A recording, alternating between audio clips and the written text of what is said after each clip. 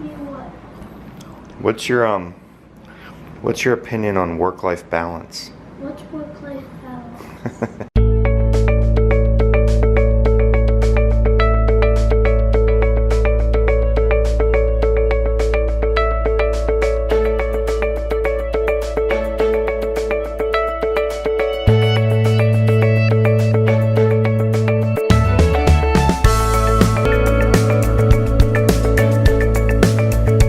I haven't posted a video in a while just because I've been running around. This past weekend I was at the Greenbrier in West Virginia. Went with some friends of ours and their son. We got to go for what I consider to be a really reasonable price. If you've never been to the Greenbrier, it's in White Sulphur Springs, West Virginia, about 4 hours from the DC area. I think I can't decide if I was trying to live in an area like this, whether I'd want to be on the West Virginia side or the Virginia side. 4 or 5 hours if you're from, say, Columbus, Ohio, or different parts of North Carolina. It is absolutely incredible. Whether you have kids or whether you go, just by yourself with your spouse, boyfriend, girlfriend, it's just awesome.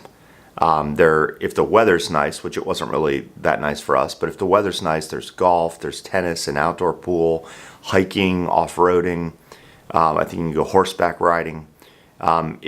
Even if the weather's crummy, they have an indoor pool, a bowling alley, an arcade, 4 or 5 restaurants, all sorts of activities. So again, whether you go with your whole family or whether you just go to get away as a couple, it's an incredible place. The other thing that's pretty cool is there's nothing around it. I mean, it's in the middle of nowhere, West Virginia, but the staff could not be more friendly and accommodating. And so, it's just like when you go to Disney World. Disney World is incredible, but it's also, if you own a business, one of the things that's so incredible about Disney World is just how solid they have it set up from a business perspective, meaning the staff at Disney World is just incredible. If you run a small, medium-sized business, you know how hard it is to get everyone, sort of towing the line and marching and treating your customers and prospective customers and other employees the way that you want them to be treated. It's like mind-boggling when you go to Disney World to see how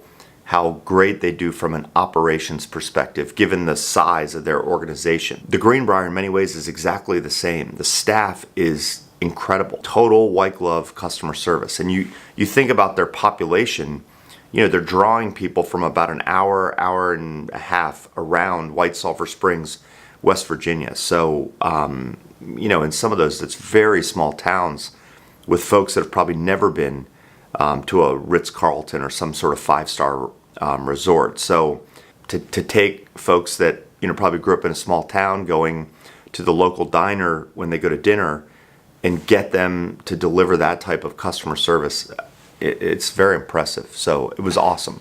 I'm back. I'm working on a lot of different things. Really, from a broad standpoint, just trying to get all the trains out of the station for 2019. It's, of course, the end of February. We're off to a great start.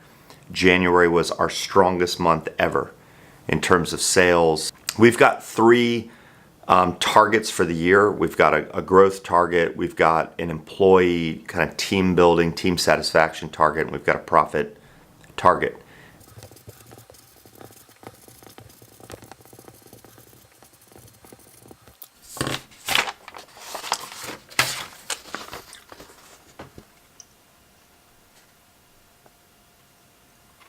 If culture is strong, it will drive growth and it'll drive profit.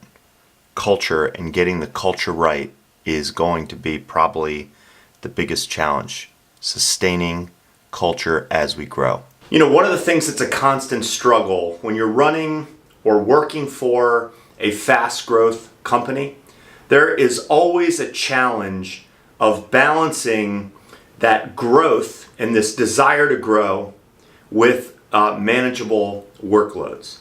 Matching, sort of perfectly matching the sales growth with the capacity and the resources. And so in some sense, you'd like those to be climbing, kind of together, so that as you're making sales, the resources are rising, at the same rate.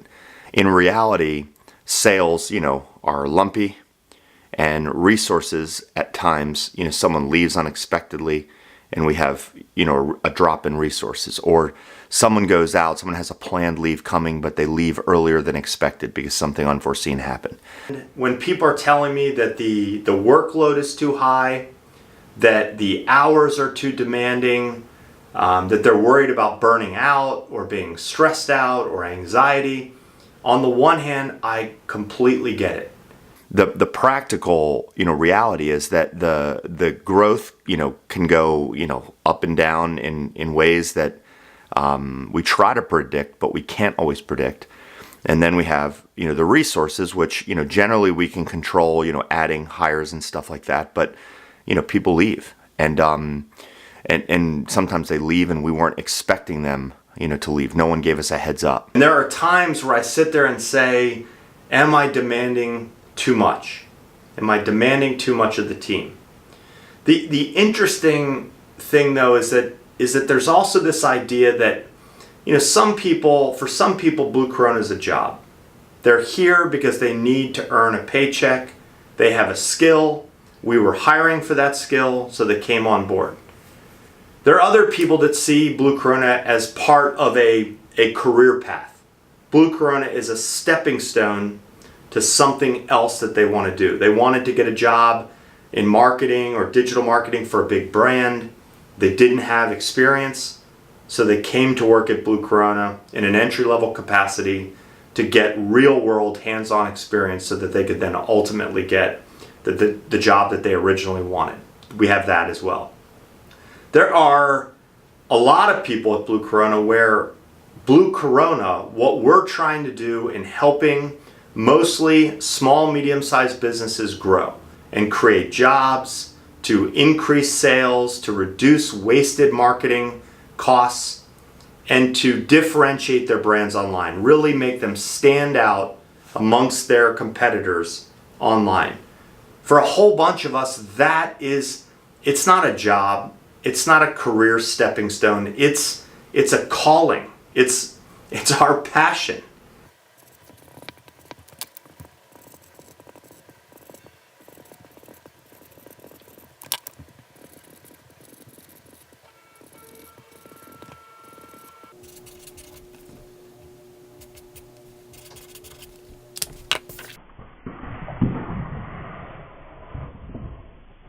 There's something that I've noticed over the course of my career. When I think about all the times that, the hours felt long, or, I dreaded going in, to my job. All of those times were when I had a job, when I was working, in a job versus, my calling or my passion. And so I would say, if you're ever feeling like the workload is too high, the hours, the expectations of you are just too high, I would really encourage you to ask yourself, do you have a job? Are you working a job? Job is where you dread it, you do it because you need the money, you do it to make ends meet, you want to avoid going, Monday morning when your alarm goes off, it's like, this is the last thing I want to do. If those are the things that you feel, you have a job. You contrast that with someone that has a calling. When you have a calling, you never think of the hours. There's never enough time in the day to get everything done that you want to get done. You find yourself waking up in the middle of the night or very early in the morning with an idea or something that you just can't wait to go and work on or execute. So it's like it couldn't be more opposite of how someone that has a job feels. When someone's working in something that's their calling or their passion, they're like, it's annoying to all those that work in the same organization that have, that see it as a job.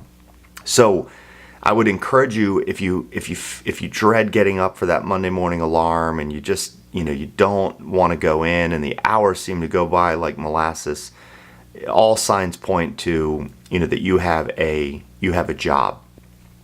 When what you want to do is find a calling or find something where you have passion. Now there's like a third option, which is where you have a career.